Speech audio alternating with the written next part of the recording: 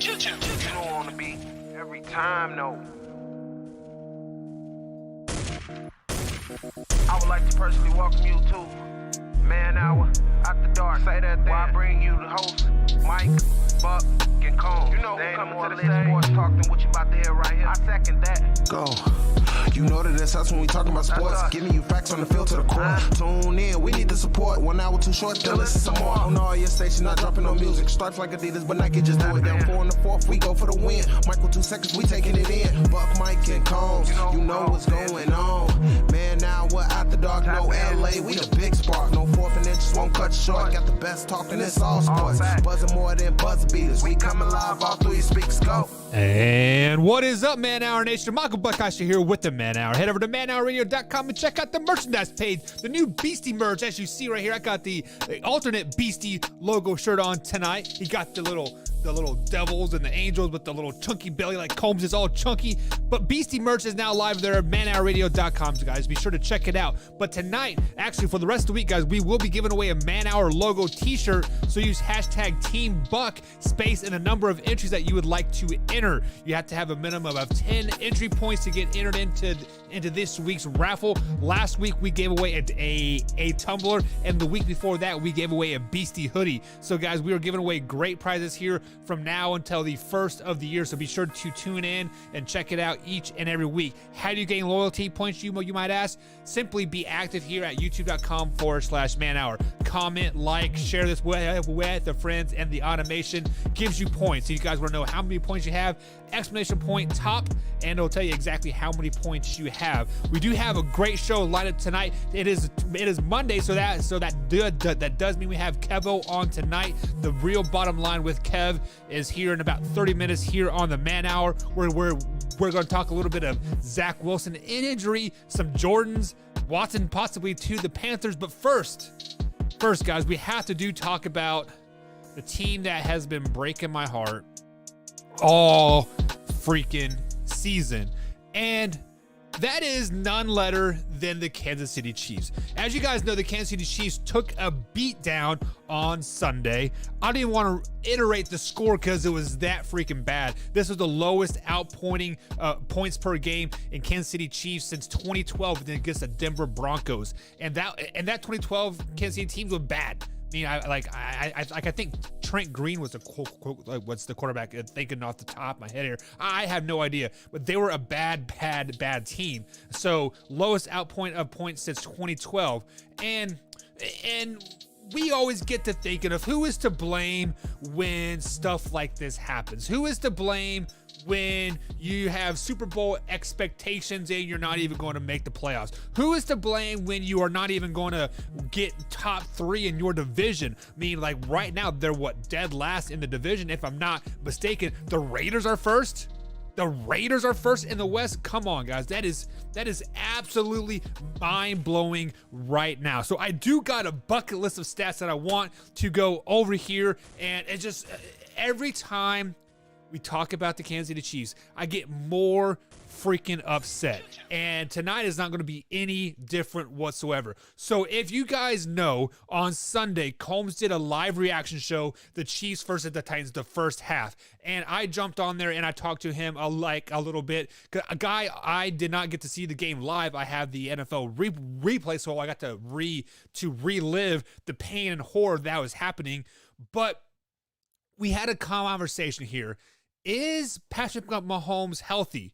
And many people in the chat, including my dad, including Combs, Drew was in there. We had a couple other people that tuned in later in the show on Twitter, and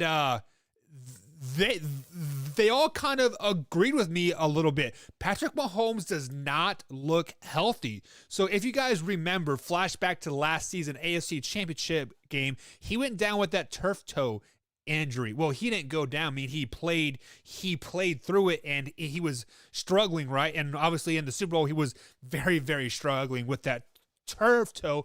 But then he had the offseason surgery to repair the turf toe, and I never remember him really sitting back to letting the damn thing heal. I mean, as soon as he had surgery, it seemed like the next thing you know, he's posting on Twitter that he's doing footwork drills and weightlifting and like all that stuff. So I'm going to propose a question out there to Man Hour Nation. What's up, Drew? So Drew is a member over here. Big shout out to Drew. He is always in here bringing the heat. But the question that I'm going to propose, guys, does Patrick Mahomes look healthy to you? Because right now he looks like he's playing about 60%.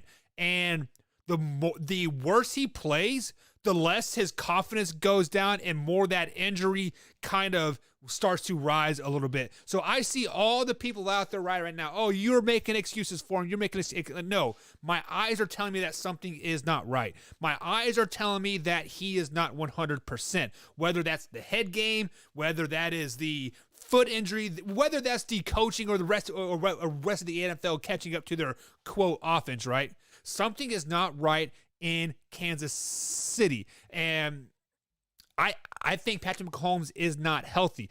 I would safe to say he's about 70 to 80% with that turf toe injury. Like, I don't know what the healing process of the turf toe is, but he does not look healthy right now. So I do got a couple comments rolling in. Like I said, Drew, what's up, Drew? Thank you for becoming a member here on Man Hour Nation, guys. If you would like to become a part of Man Hour Nation, simply hit that join button. For 99 cents a month, you get behind-the-scenes footage, after hours, and membership discounts as well.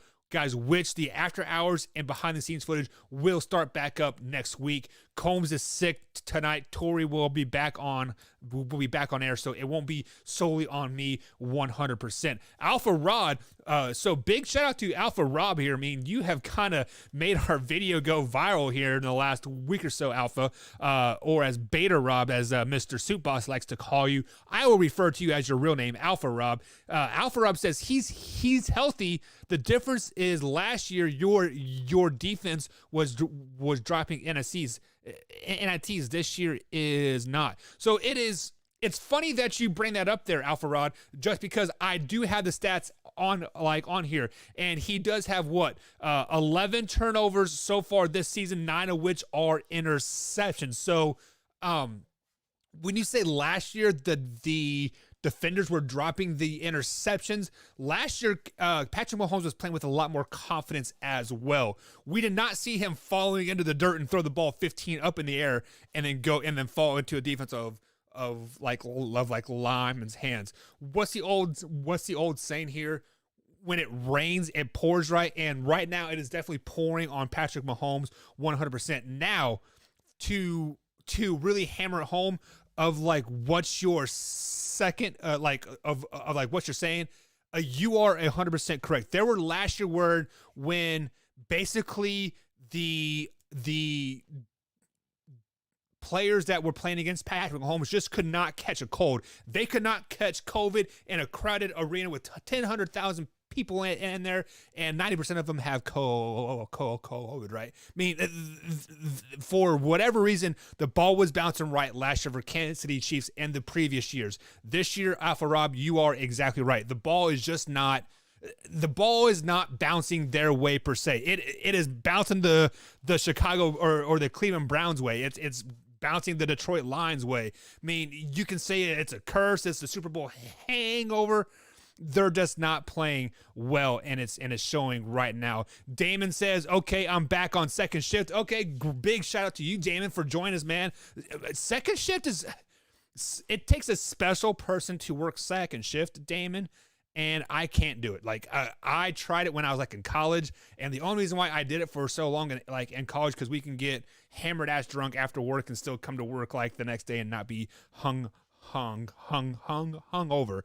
So that's the only reason why I like second shift at all. Drew says, I think it is a combo. He is not healthy physically and mentally. Other teams are also gunning for them, and it's catching up.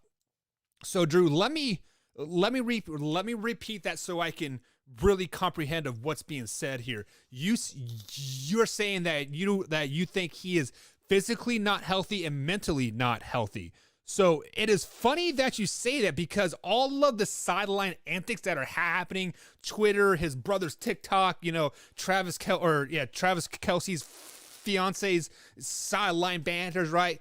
I think all that is catching up to the Kansas City Chiefs. All this off the field antics with the Brittany Mahomes and Travis Kelce's wife, and like just all that extra crap is catching up to them right now. And my wife even said something. She like they need to shut their damn mouths, because it was on Sunday, obviously, when they played the Titans and Mahomes got knocked the F out, and they kept showing the replay of Mahomes getting hurt.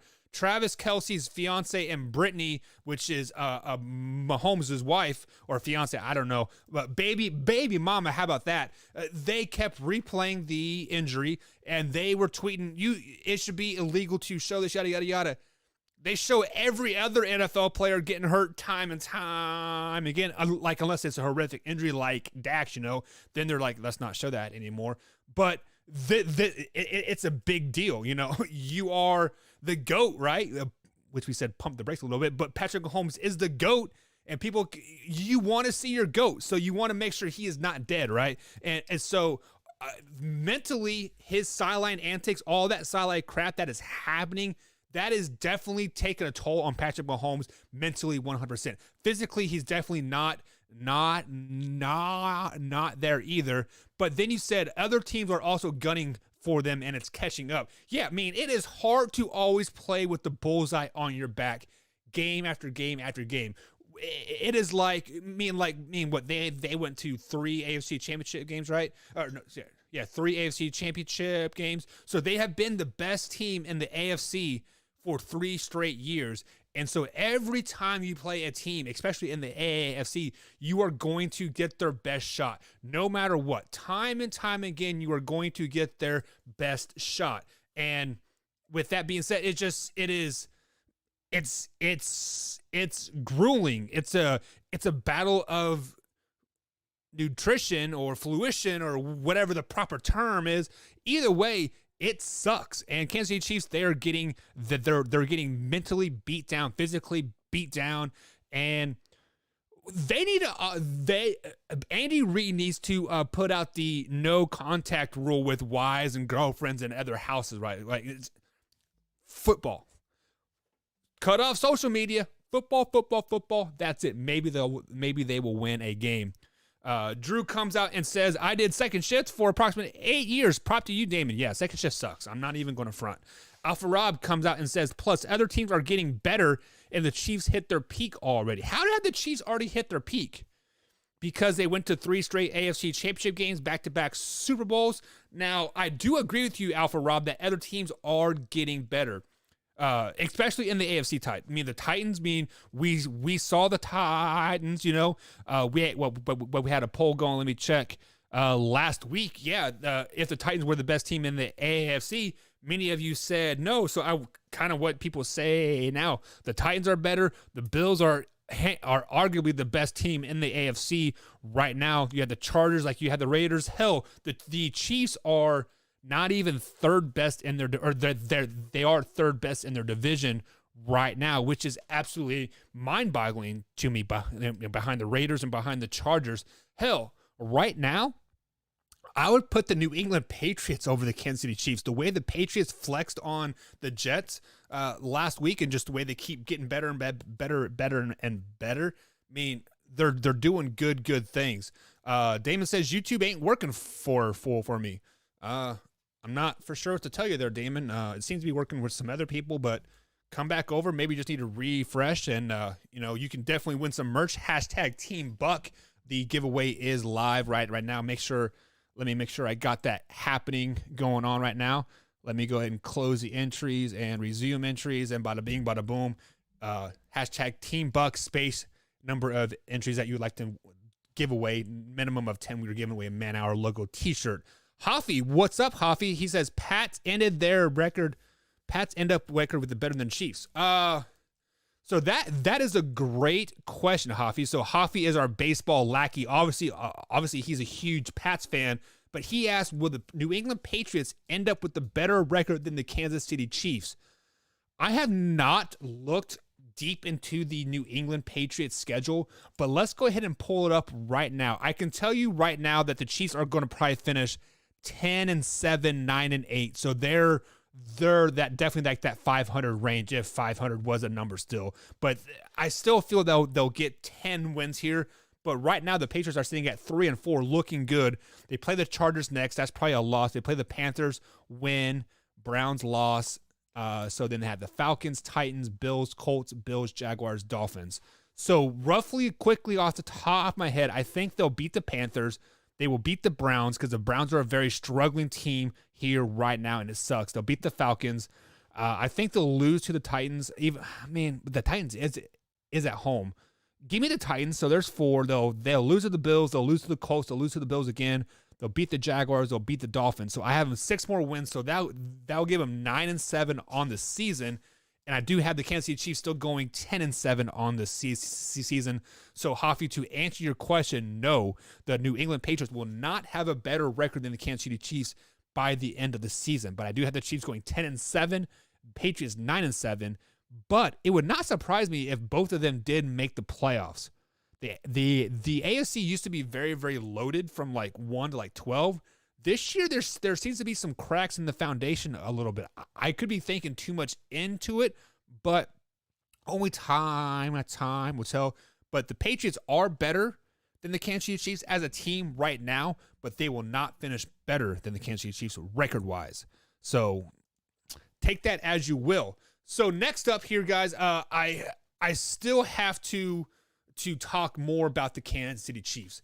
And like I said, I got a paper full of stats, and I'm getting so worked up and so pissed off right now just thinking about what I'm going to say.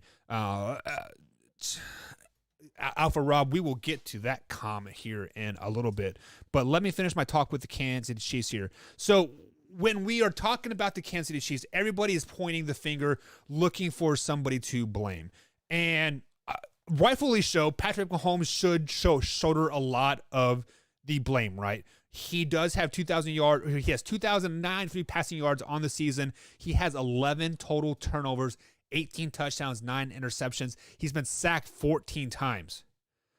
That right there is where I want to place the line. Start placing the blame. Blame number 1 is going to go on the offensive line. When you are giving up 14 sacks in just 7 games, so you're averaging 2 sacks a game giving up, and you guys really aren't playing anybody worthwhile besides the Titans, and you play the Browns when they're still good, and I guess you can say the Chargers too, but everybody else's defense has been lackluster at best. So 14 sacks is total horse garbage. I remember off season when people were like, oh, they picked up Brown from the Ravens. They picked up this guy. We're going to have a great offensive line. Where the fuck is it? Where is this offensive line that's been so amazing, right? It is absolutely gone. Second stat here. The leading active rusher, Edwards-Helaire is the leading rusher at 314 yards, but he's on IR for a couple more weeks here. That's Patrick Mahomes. Patrick Mahomes is your leading rusher, guys. This is not the Baltimore Ravens. This is not Lamar Jackson where, they can be successful running the ball with a quarterback. It's not going to happen. Patrick Mahomes has 214 yards on the season. 214 yards. Wrap that around your head. Yeah, offensive line, you guys suck. Absolutely terrible. So blame number 1 is going to go to the offensive line. Offensive line, you better get your shit together ASAP or the world is going to collapse on you and it is not going to be very much fun. Blame number 2, obviously the defense. Number 32 in every major offensive category or every major category. Freaking ridiculous. Honey Badger can't find water if you fell out of a boat. Chris Jones is shooting up a drive-by in Las Vegas. Steve Spagnuolo, Super Bowl champion Steve Spagnuolo with the New York Giants, right? Who gives a rat's ass? I don't care how many Super Bowl rings Steve Spagnuolo has. He is absolutely garbage. The worst coach I've ever seen in my whole entire life. He needs to be fired 2 weeks ago.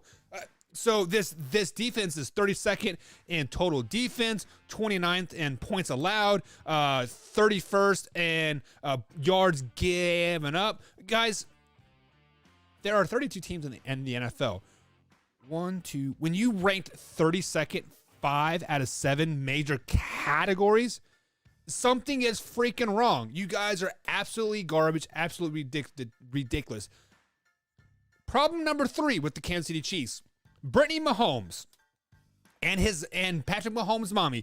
Mr. Patrick Mahomes' mommy. What's her name? Randy? You guys need to shut your freaking mouths. Just watch the damn games. We don't need a tweet update every 15 seconds. Oh, my baby threw a pass for 5 yards. Who gives a rat's ass? And here we go. Problem number 4. Problem number 5. Patrick Mahomes' brother. Dude, you're doing TikToks and you're like 6'8". Why are you not playing basketball? Guys, I am so pissed off about the Kansas City Chiefs right now. First thing they need to do, I don't care about the deep defense. Somehow, some way, the defense will come back around. They always do. They're a second half defense, right? But this offensive line needs to figure it out. We are going into week 8. So we've had 7 games, 7 weeks, plus 3 preseason games, plus all offseason to figure your shit out. Why can you not give Patrick Mahomes time to throw the ball? Why can we not run the ball more effectively? Why can we just not do better? That's the question that I'm going to ask. So if you guys want to see the Kansas City Chiefs in the playoffs this year, as I do, because I'm a Chiefs fan, I got my Royals hat. I'm wearing my championship hat. I mean, I'm a Royals fan, a Chiefs fan, through and through. I bleed red. Fix this offensive line, guys, and we will be fine. But with that being said, guys, it is time to jump into the comments here before the first break here. We have Kevo coming up here on the Man Hour. I just need to calm down. Stop talking about the Kansas City Chiefs. Moving on here. After the break here, we'll be talking about some Jordans. We'll be talking to Sean Watson, of course, Zach Wilson. Trash Zach, as Mr. Tori Anderson likes to say. Hoffy says 9-8 smiley face or winky face. Is that for the Patriots or for the Chiefs? I mean, the Chiefs can finish 9-8. I honestly, at this rate, would be happy. So Drew has entered in the raffle. He gave me a hashtag Team Buck space number of entries that he would like to get. He is entered to win a Man Hour logo t-shirt here Thursday night on hour number 2 on the Man Hour. And then Alpha Rob, we got time to talk about this, right, guys? So Alpha Rob says the Pittsburgh Steelers are 3-3 and they are better than the New England Patriots. That's right. Pittsburgh Steelers 3-3 are better than the New England Patriots right now. Wow. Let me digest this a little bit, gobble it up, spit it back out. So the Pittsburgh Steelers have a championship defense. Best defense in the AFC North, hands down. Probably a top 5 defense on paper in the AFC, if not in the whole entire NFL. They have a very, very good defense. Like I said, a championship caliber defense. Their offense lies with not Big Ben, not with Najee Harris, not with the injury to Juju. It relies on the play calling and not using the players effectively. What will ultimately make the Pittsburgh Steelers not as good as the New England Patriots, as Bill Belichick and that offensive staff and that whole staff in general puts players in the right spots to succeed. Look at Mac Jones. Do you guys truly think Mac Jones would be as successful as he is right now on any other team? I don't think so. Mac Jones is in a perfect situation with Bill Belichick because he knows how to put players in the right position. Right now, Mike Tomlin is looking like a shell of a coach right now. He is not utilizing the running game. He is putting the pressure on Big Ben's shoulders. Yes, he's 37-year-old veteran, Pro Bowl, Super Bowl champion, all that. But he is aging. He is over the hill, and he is a game manager at best right now. So with that being said, the Pittsburgh Steelers need to run the ball more. Well, like we said with Soup Boss last week, they need to run the ball more, nickel and dime it down the field, let that defense rest so when that defense does come out, they are dominant the way they are. They shut people down. That's the only way I can see the Pittsburgh Steelers ever being better than the New England Patriots this season. Not going to happen. It is too late in the season. The Pittsburgh Steelers are who they are right now, and they're wanting to be a pass-happy team and that's just not who they are. So sorry, Alpha Rob, there's no way the Pittsburgh Steelers are better than the New England Patriots this season. Moving down to the poll, through the chat here, we do have the poll going on here, guys, at youtube.com/manhour. The poll is, will Kansas City Chiefs make the playoffs? Exclamation point, vote, space no or yes. Let me know what you guys think. Havoc, shout out to you, man. He is a new subscriber here at youtube.com/manhour. Thank you for the subscription. He says the Titans flat out curb stomped the Kansas City Chiefs. Yeah. Hands down, that was the worst performance in Kansas City Chiefs football I've seen in a very, very long time. And I did not watch the game live. I was doing a live reaction with Combs. And when I got to see the replay of it, it literally just made me sick to my stomach. The way we were turning the ball over and losing it, and just, you know, when you look at a team and there's that fire, right? Let's flash back to the Kansas City Chiefs just a couple years ago when we were down in the playoffs 21-0, 28-7, right? I never felt like we were out of the game. This year, I feel like we could have a 28-point lead and we were out of that game. I had that feeling like we are going to lose the game even with the 28-point lead. Just their Kansas City Chiefs are not good right now, and it needs to be fixed. So Havoc says, why did they get 2 run blocking linemen that are not going to run the ball no more? That is a great question. Yes, Clyde is hurt. But even then, I mean, he played 5 games before he got injured, was only having like 300 yards. A lot of that is because they're playing from behind so much too, Havoc. So when you are playing from behind, like most teams, unlike the Tennessee Titans, you have to, throw the ball down the field to really be successful, to get caught back up. So hopefully this week they play the Giants on Monday night game. Hopefully they have a get-right game and they can figure it out. But if not, it's going to be a long season for us Kansas City Chiefs fan.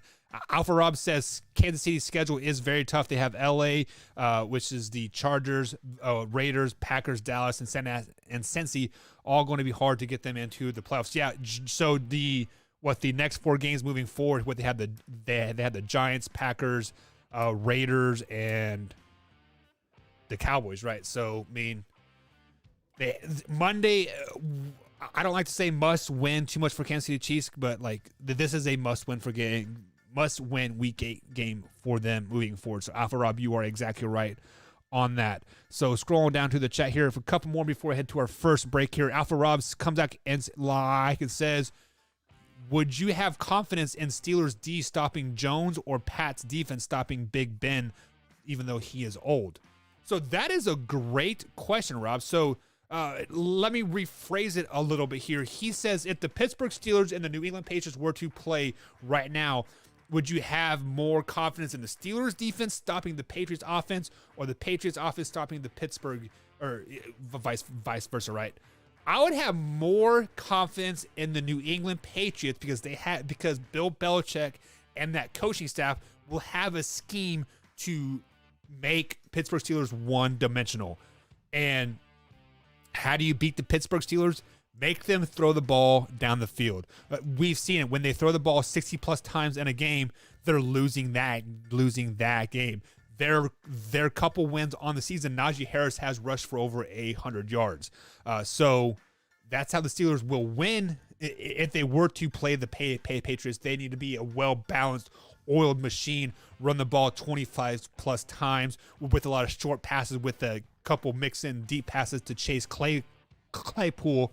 But I would take the New England defense to shut down Pittsburgh Steelers offense over the Pittsburgh Steelers defense shutting down the New England offense, because Mac Jones is playing at a very high level right now as well.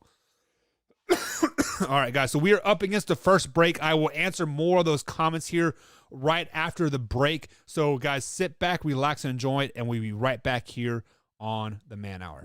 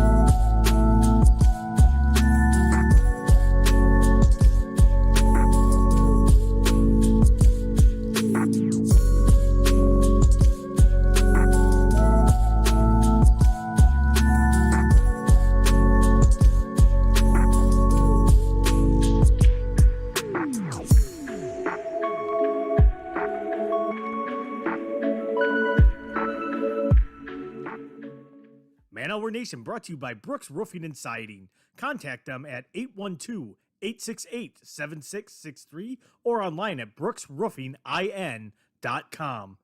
Brooks Roofing and Siding, protection you need when nature strikes.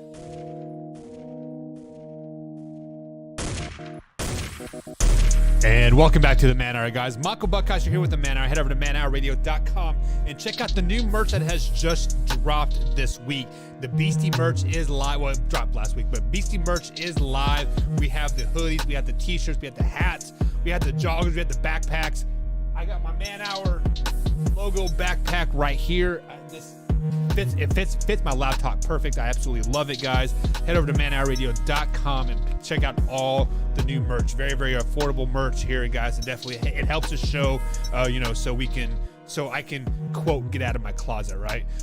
But if you guys have missed any part of the show whatsoever, be sure to subscribe to us at youtube.com/Man Hour. Do upload the clips each and every day, 7 days a week, 365 days a year, 24 hours a day. We upload clips 8 times a day. That's 8 a.m., 11 a.m., 2 p.m., 5 p.m., 8 p.m., actually 8:15. We go live at 8 and then 8:15, whatever. It's science. 11 p.m., 2 a.m., and 5 a.m. So that's a total of 8 times a day. And we recently just started doing live reaction shows as well, guys. So tomorrow, Combs and Soup Boss will be doing a reaction to the Game 1 of the World Series. So if you would like to, watch the World Series along with Combs and Soup Boss, join in. It's going to be a great time. Soup Boss will probably have a few cold ones thrown back. So also, guys, you can also find us, if you missed any part of the show as well, besides youtube.com/Man Hour. You can check us out on iTunes, Spotify, and of course, iHeartRadio as well. So before we had to go to break because time called, we had to pay the bills and whatnot. We were in the comments here, and I'm going to jump back into the comments here and finish what we were just talking about. Drew says Metcalf just made an 84-yard touchdown. Yeah, I'm not watching the game right now, Drew, so don't spoil it for me. I got it on TiVo or DVR or whatever. But once the game's over, I do the NFL replay and I watch the game full. So Havoc says, yeah, they aren't even trying to establish a running game early. So that is reference to the Pittsburgh Steelers there, I'm assuming, Havoc. Correct me if I'm wrong. But yeah, the Pittsburgh Steelers are totally not. They almost don't want to run the ball. Like, it's stupid. Why would you draft a running back like Najee Harris and not even utilize? Like, I mean, that's what NFL teams do. You draft running backs and you eat them up and spit them out in the first 5 years when they're on their rookie deal, so you never have to pay them real money. So Steelers, you need to figure it out ASAP. We have some people jumping in on the polls here. So the poll question for tonight is, are the Kansas City Chiefs going to make the playoffs? Hashtag or exclamation point vote yes, exclamation point vote no. Right now we are at 50-50 with 5 votes apiece. So total of 10 votes tonight here at youtube.com/Man Hour. You can also vote on Twitter. We have 50-50 right now, guys. So let me know, guys, if you guys think the Kansas City Chiefs will make the playoffs this year. So let's go ahead and get back into some sports talk here. And of course, we're going to talk some NFL, because that is what is near and dear to our heart right now. And we are in the middle of NFL season, if my mouse will cooperate. There we go. And next up on the topic of tonight, guys, is Zach Wilson. If you guys do not know, Zach Wilson is the quarterback for the New York Jets. The Jets took a beatdown on Sunday, and Zach Wilson came out with a sprained knee. So he'll be out 2 to 4 weeks, and when you're losing the way the Jets are losing right now, it's going to be probably 4 weeks. That knee hurts just a little bit more when you're not doing very well. So in relation to that and the news that came out with Zach Wilson's MRI, sprained knee, the Jets traded for Joe Flacco. So the Jets and Philadelphia Eagles came to an agreement early this afternoon, and the Jets acquired Joe Flacco for a 6th round 2022 pick. And depending on how much Joe Flacco plays, it could be moved up into a 5th round pick. So looking at this on hindsight, there are other other quarterbacks that you could have got than an aging Joe Flacco. Joe Flacco's been like on 5 teams in 5 years. Ever since he won that Super Bowl with the Ravens and signed that mega deal, he has not done jack in the NFL. Period. What he was scheduled to be the Broncos starter, ended up being like 5th string and got cut. Ended up like on the Jets, and now he's with the Eagles, and he was with somebody else. I feel, but now he's with the Jets again. And when I look at this, obviously Mike White is scheduled to be the starter for the Jets come next week. Mike White has not took a NFL start in his 5-year career. He was drafted in 2018 by the Dallas Cowboys and just been a backup. Actually, I think he was a 3rd string behind Cooper Rush for those years. So with that being said, is this not the most Jets thing ever to do? You trade away Joe Flacco to the Philadelphia Eagles for like a fifth round pick, and then in return you want him back and you get a 6th round pick in return. So you are like they basically bought a used car off the lot, sold it, the person never even used it, and they sold it to you back worth more than what you gave to them. It doesn't make sense to me whatsoever. If the Jets really wanted to, have that insurance, Joe Flacco is not the guy. Like, Joe Flacco isn't going to be that guy. I don't think that's going to teach, Zach Wilson how to be a professional, right? I could be totally wrong on that, but I just do not see that. Hindsight's 2020. Obviously, only time will tell. But with that being said, there are other free agents out there that could have helped you out. If you really wanted a guy, you could have got Cam Newton. Cam Newton would have been great in New York. He would have took, all the pressure off the offensive line, and he could have just took hits and hits and hits. And, it just, Joe Flacco is a really big head scratcher. And so Joe Flacco to the New York Jets to basically add insurance to their backup role there, since Zach Wilson will be out 2 to 4 weeks with that sprained knee. Mike White is scheduled to start this week versus the Cincinnati Bengals.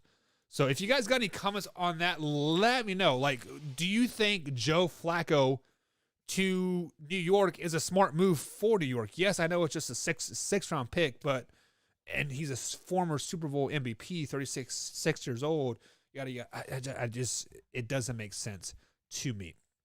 The next thing that doesn't really make sense to me are all these trade rumors around Deshaun Watson. So if you guys have not been listening to the Man Hour, which hopefully you guys are, Deshaun Watson has been linked with, Denver and Miami and Washington, and now Carolina Panthers has come out of the woodwork for, a option for Deshaun Watson's landing spot.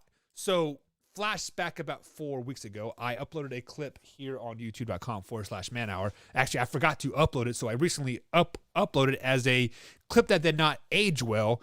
And the title of the clip was, Are we sleeping on the Carolina Panthers? 3-0, they're looking great. Sam Darnold's a top 10 quarterback, yada, yada, yada.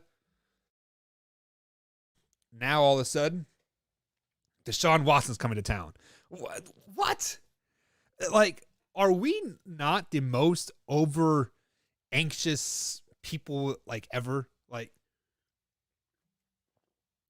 we can look one way and, oh, this person's doing great. They're an MVP. Not even a quarter later, man, this person sucks. Let's get Deshaun Watson that has 22 sexual assaults on him. Like, what? What? Sorry, guys. Allergies are kicking me, but a mid-season transaction for Deshaun Watson is not going to make any team better. I said it. I'm sticking to it. And that's just the facts. That's just the way it is. Getting a quarterback that has not played in training camp, has not played all NFL season, so he has not taken a snap for a live NFL snap for 10 months. For over 10 months. Deshaun Watson has not seen a defense. He can be in shape all he wants. But there's a thing about being in shape and in game shape, and there's no way Deshaun Watson is in game shape. You cannot simulate being hit. You cannot simulate the soreness waking up the next day. You cannot simulate putting your body in positions where it doesn't go. With that being said, let's say for some crazy reason, this trade happens. Sam Darnold goes to Houston. Houston gets, and then Carolina gets a Watson, and then whatever, right? Whatever happens. It's going to take a minimum of 4 weeks for Deshaun Watson to get acclimated to playing NFL games. It will take him 4 weeks minimum to we see what Deshaun Watson did last season when he led the league in QBR or whatever it was, right? Minimum of 4 weeks. Then on top of that, you have the learning curve of learning the playbook. On top of that, you have no Christian McCaffrey. So how is this situation going to benefit Deshaun Watson at all besides just getting out of Houston? It's stupid. It's asinine. This trading factor for Deshaun Watson is the most stupidest thing we've heard in a very, very long time. Guys, stop it. If Deshaun Watson was really going to get traded, it would have happened months ago. It would have happened back in July or June when like all this stuff first came out. It would have happened back in April when he said he didn't want to be there and everybody was anticipating a draft day trade. All these experts, Adam Schefter and Stephen A. Smith and Max Kellerman and all these people, they keep saying this is not.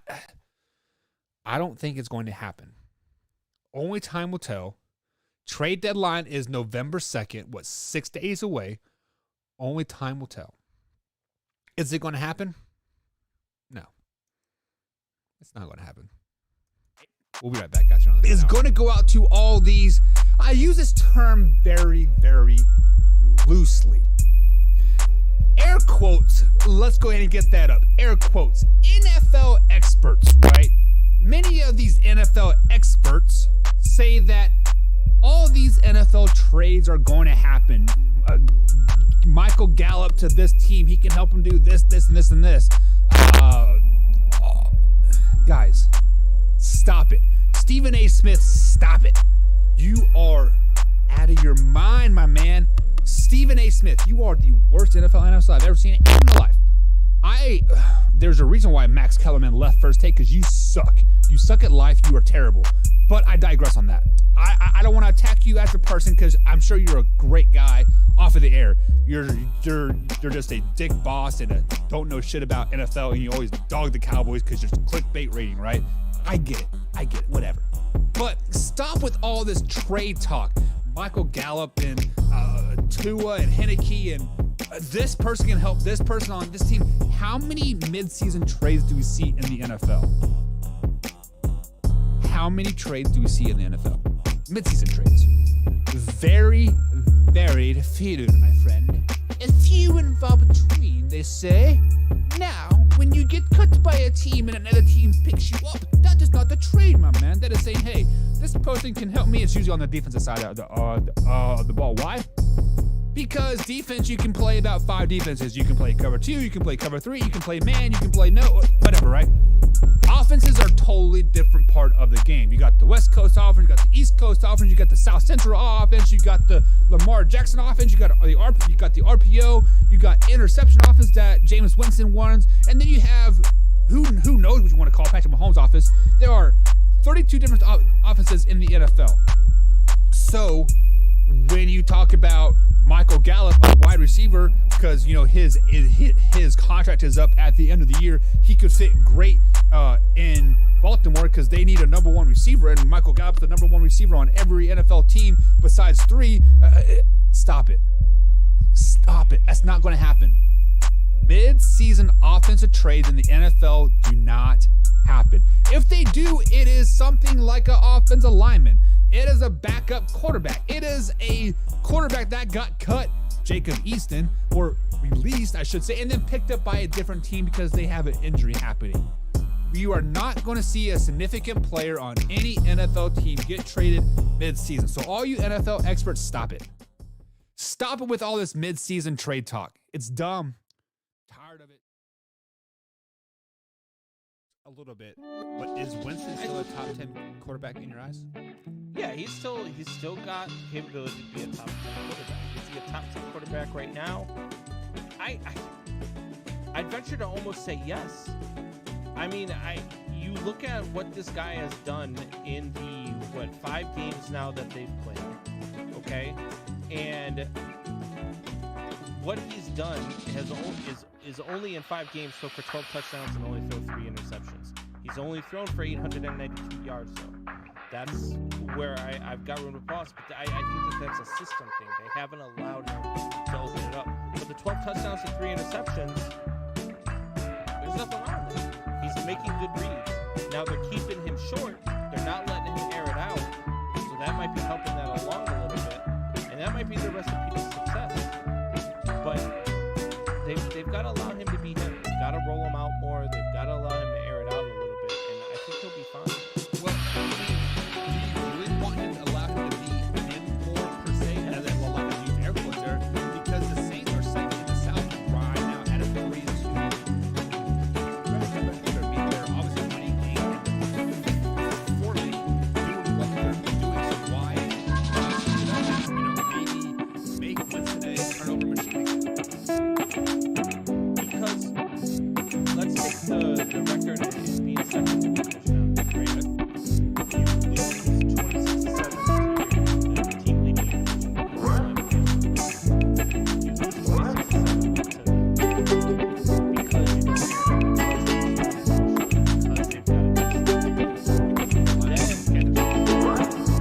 then you go in and you figure out a little bit. You beat the hell out of the Patriots. Then you come back and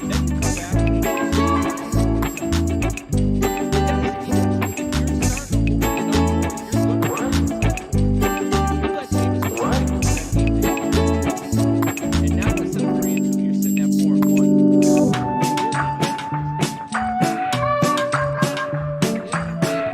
I see your point, but it's a double-edged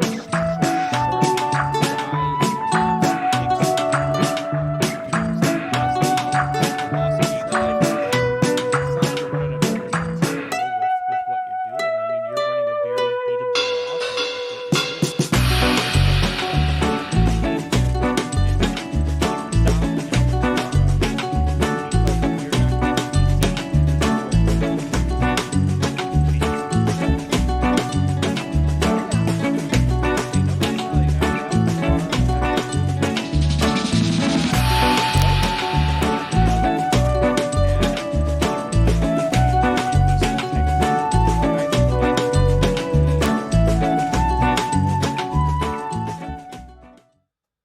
a little bit, but is Winston?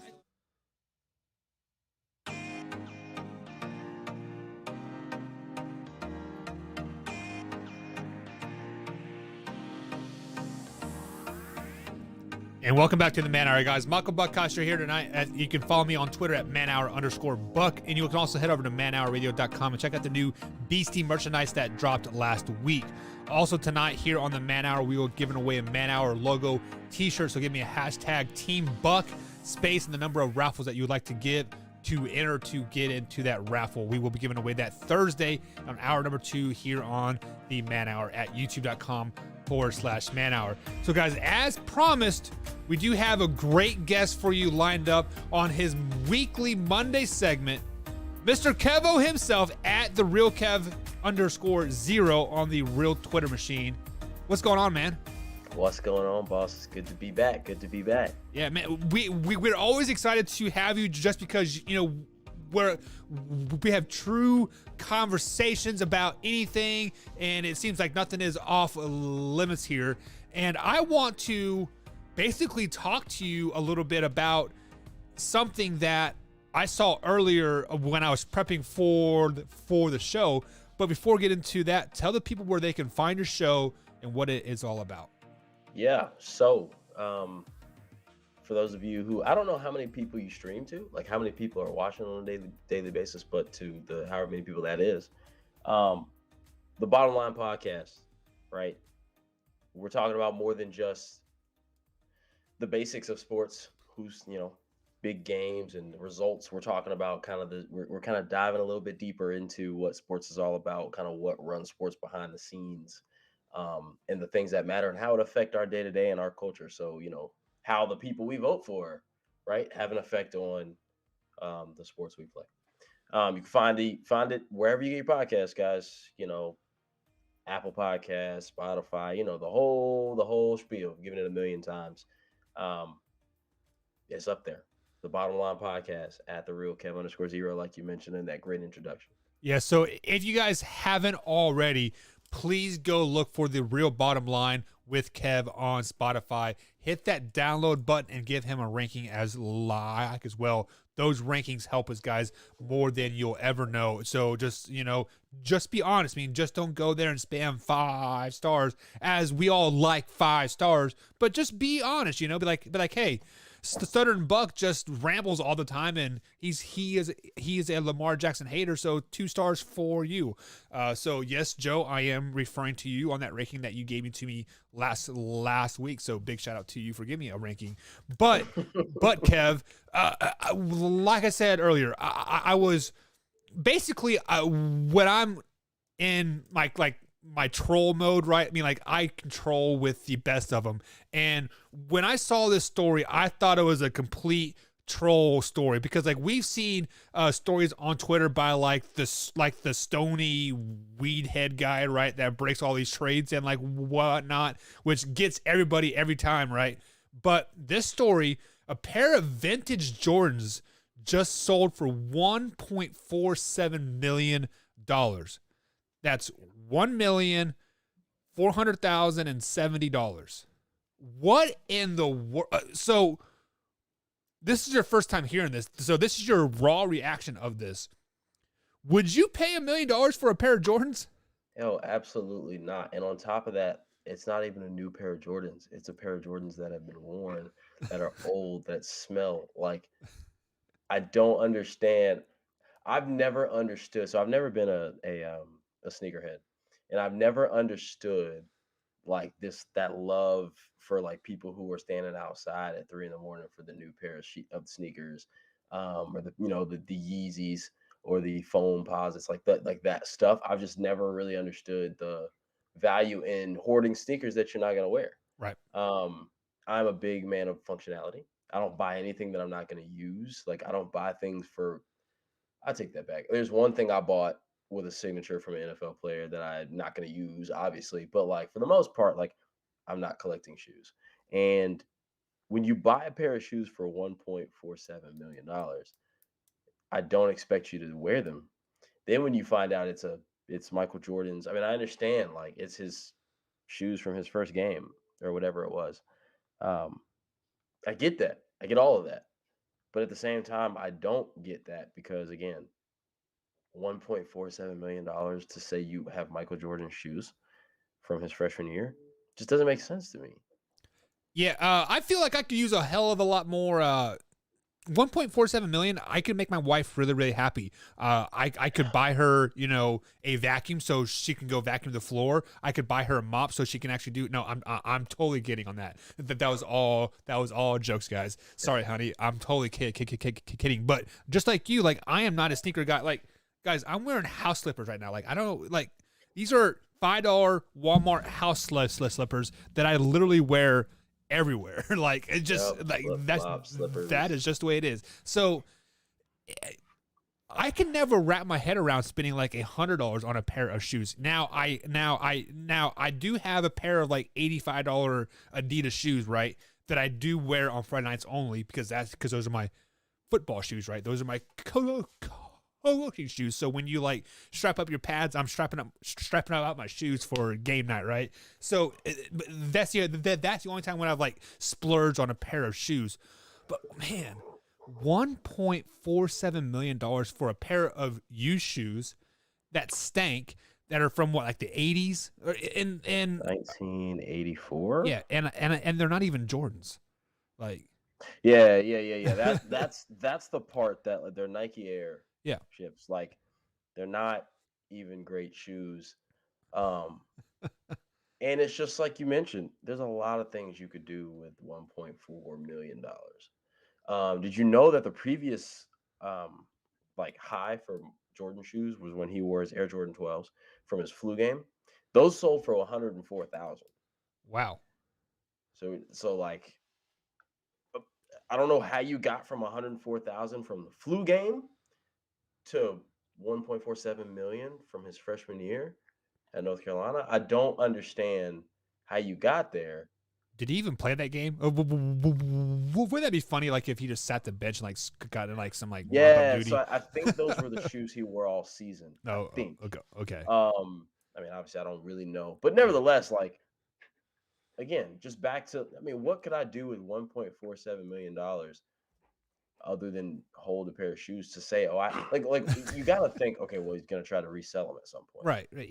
You would think so, but I feel like that is something that will not gain any more value than $1.47 million. I mean, like, Exactly. I don't know. I mean, I could be wrong. Like, I was definitely wrong about the whole baseball card thing because, like, 2 years ago, like, a buddy of mine's like, "Hey, you should buy this card." It's like, I'm like, dude, it's $100. That card now worth like 4,000. So, but I digress on that. So, another thing that like we were discussing earlier was the whole Deshaun Watson trade value, right? So there has been many rumors of him going to Miami for a three-way trade, and now going to Carolina. But you know, we're going to talk that is beyond the sports here, right? So as you guys know, he does have 22 lawsuits that are or civil lawsuits that are still pending in the court cases, and I think that court cases starts around February timeframe.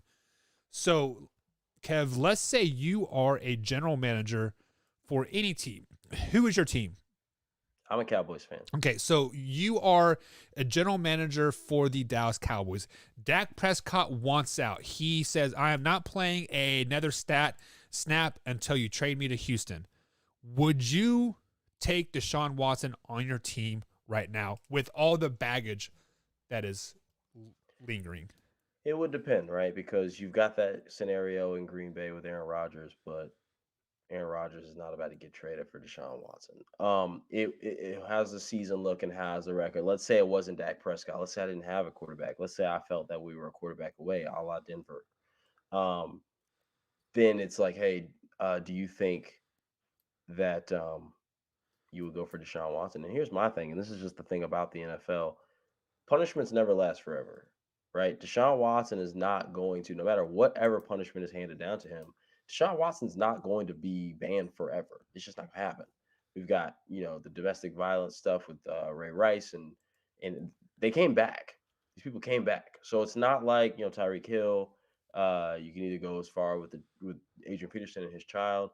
Like, these guys come back. And so Deshaun Watson's going to come back. And so when you're a team like Miami, where it's like, okay, I guess you don't believe in your quarterback, even though I'm a firm believer that the quarterback's not the one that's expendable to me, right? I think it's you get rid of coach first, see if a change of coach helps, and if it hurts, then you go quarterback. So I think that just cutting the cord on Tua already is a little premature. But then you got Carolina, a team who's kind of in a mix. Like, hey, we are still out of that transition from Cam Newton. Haven't really found anything since. We were going to try to go with the Sam Darnold experiment. Not looking so good, especially these last 4 weeks. Looks like our season's going downhill. We can afford to trade for Deshaun Watson, who, by the way, and this is an important fact here, because he hasn't played a game yet this season, he's on 7 games unpaid leave. So, for instance, whatever if the NFL says, hey, it's going to be a 10-game suspension, he's already served 7. Right. So, but if you're a team like Carolina and you're like, do we throw away this season so that we have Deshaun Watson for the future? Because again, the punishment's not going to be a lifetime ban. It's one of those things you consider. And that's just from just strictly GM. I mean, me personally, I'm not touching this Deshaun Watson stuff until I know what's going on fully. But Houston's in a.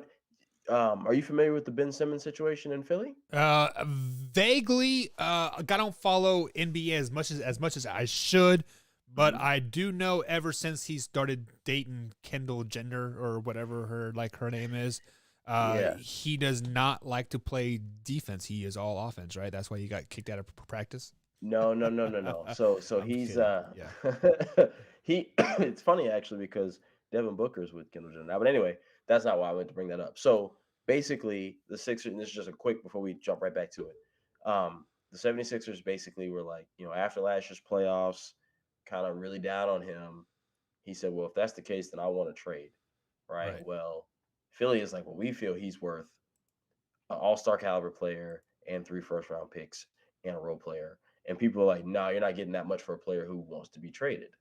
Right. So then Ben Simmons says, "Oh, I'm going to make this worse by doing stuff and making it clear I want to be out of here and, not showing up to camp and getting fined and all this stuff." And so now you got a team who wants to desperately trade him, but knows that if they trade him, they got to get good value and a player who doesn't want to be there. And the longer he's there, the worse it is for everybody. But you can't just give him away for good value. And it's very similar in Houston. And the only reason why we've been able to have this Deshaun Watson thing sit on ice is 2 reasons. Reason number one, well, 3 reasons. Reason number one, again, all the case stuff doesn't really start till February. Right. Reason number two, he hasn't played. If he was playing, the NFL would have a little bit more push to make some sort of decision, but he's not playing. And then reason number 3 is the NFL doesn't have to make a move right now. There's been nothing. He hasn't been found guilty, hasn't been found not guilty. There's nothing. And so the NFL's kind of stuck where they're like, okay, he's not playing, so we don't have to put him on the commissioner exempt list. We don't have to suspend him. We can't fine him because we don't know what's going on. And they can't know that until really this season's over with. So if you're a team that wants to play, like you can't be a team that's like, hey, Denver, we could still salvage this season if we go get Deshaun Watson. You can't do that because the second he gets traded to you and you try to play him, that makes the NFL say, oh, we got to put something out. And then he's suspended for 6 more games. And now you did all that for nothing. Long-winded answer of saying, I personally, and just my Kevin brain, wouldn't want to trade for him. But I can see a team like Carolina who says, hey, McCaffrey's hurt. He's on injured reserve. Season's going down the drain. Sam Darnold clearly is not it. We can forego this season. Our defense is doing nothing but getting better and better. And next year we'll come back out here with Deshaun Watson. Yeah, I mean, that's kind of what I said is like, I would not. I mean, if Deshaun Watson were to get traded, it would not be in the next 7 days or 8 days, because of basically everything that you said, because we don't know what's going to happen, like, etc. So before I let you go here and you get ready for your show, the bottom line with Kev, be sure to download that on Spotify, guys, and iTunes, and of course iHeartRadio. I got to ask you this question. This is the poll question of the day. If you guys have not voted already, right now we're at a 50-50 stalemate, 5 votes apiece. Will the Kansas City Chiefs, Kev, make the playoffs? Yeah, they'll make the playoffs. It's really hard to go against Kansas City to make the playoffs, right? Win the Super Bowl, that's one thing. Make the playoffs. I'm looking at this right now. If the playoffs started today, Kansas City is 3-4. They're the 11 seed. Okay. They're below, 7 teams get in now. So Cleveland, who's 4-3, is only 1 game better. Chargers are 4-2. They play them again. They still have a very good chance to even win their division. They're at 4-3. Raiders are 5-2. I don't think the Raiders are that good. I think the Raiders are a team that'll probably finish 10-7, right? So not quite average, maybe a little bit above average. But I mean, looking at Kansas City's next few games. Giants, that's a win, right? 4-4. Wow, Green we'll Bay. See. Yeah. Green Bay, that's a winnable game. Why? Because Green Bay's defense really can't stop nobody either. Raiders, that's a opportunity game right there. Beat a team in your division. You got the Raiders twice. They got the Broncos, who we know can't really hang with them. They've got the Cowboys, who are playing good football, but they've got, like I said, Raiders twice. They get the Chargers again, so they get two of the teams ahead of them by 1 and by 2 games. They get to play them 3 more times. Okay, you got the Steelers, you got the Bengals, and you get the Broncos twice. So while all these games are losable, I don't think they're going to lose to the Giants. But while all these games are losable, all these games are winnable. Remind you now, they beat up on Washington. They beat up on Philly. They lost to Baltimore by 1, and they lost to the Chargers by 6. And so, like, it's not like they're sorry. They just need to get the defense worked out. So while I don't think they'll beat the Packers, and I'm not really sure they'll beat the Cowboys, I do think they'll beat the Broncos twice. I do think they'll split with the Raiders at least, and I do think they'll beat the Chargers the second time. That's already 6 more wins to what they've got. That puts them at 9. And now you're talking about stealing one from either the Steelers or the Bengals or the Cowboys or the Packers. That puts them at 10 wins. They get 2 of 4. That puts them at 11. I think that makes the playoffs. Yeah, I mean, that's what I had them right now. I had them at 10-7 finishing this season. But guys, about an hour ago, I was ready to 100% jump off this Kansas City this ship here. I had all my stats. I want to throw it away. My eye test tells me that they're still the Kansas City Chiefs. Patrick Mahomes will be fine. He will get his woman in line, tell her to stop doing the TikToks and like all that crap.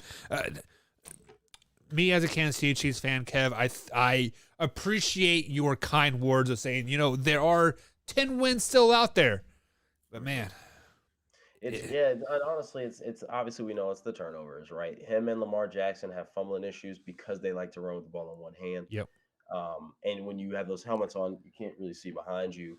And then it's a matter of, you remember Johnny Manziel in college? Yeah. Texas A&M, he won the Heisman, but then that next year they went like 8-4. They couldn't stop anybody, and so Manziel was trying to make the big play too much. Like he felt like, I cannot take a sack on this, even though it's the first quarter and we're down 3-0. I can't take a sack because we're not going to stop anybody.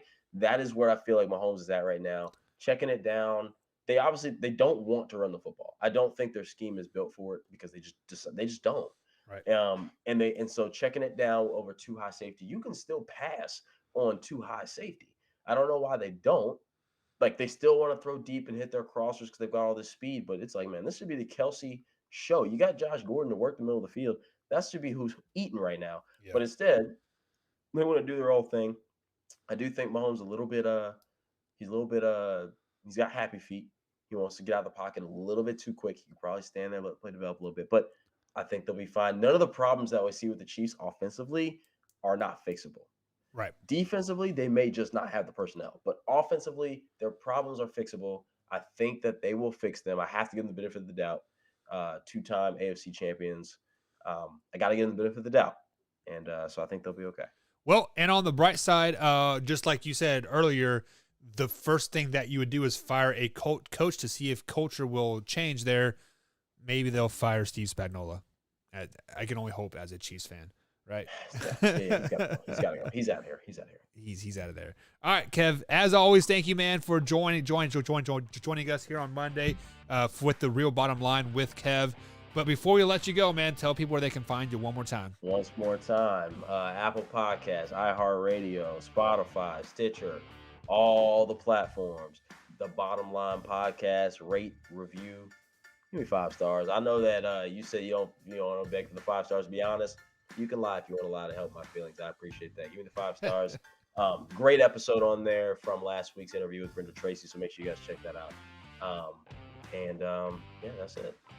All right, guys. So we are up against the next break here. On the other side of the break, we're going to open up to Shop Talk. So feel free to drop those questions here in the comment section, and we'll get those answered as we can. We'll be right back, guys here on the Man Hour.